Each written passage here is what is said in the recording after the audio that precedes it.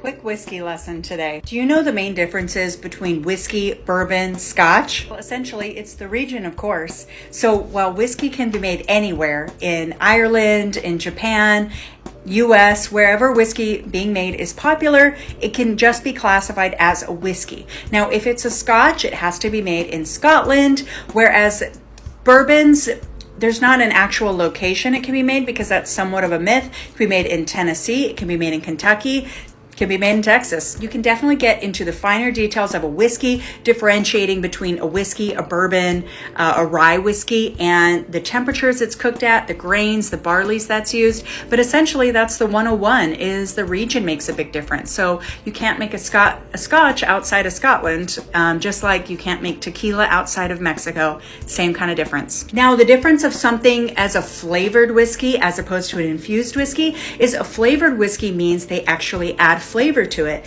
Now, the way that Payne is made, once they have brewed the whiskey, it's finished being distilled, they actually infuse it with black currants for about a week. They take it out and then they bottle it. This is actually made like a bourbon, but because they infuse it with black currants after it's made, it can't be classified as a bourbon. So this is just an infused whiskey. And not only is it a cool ass bottle, it comes with this gargoyle pour spout.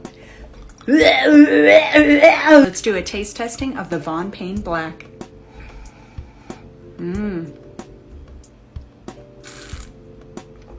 Ooh.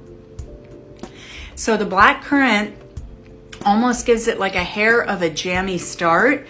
Not sweet, it just almost tastes like a little bit of a slight jamminess, and then it breaks out into the whiskey.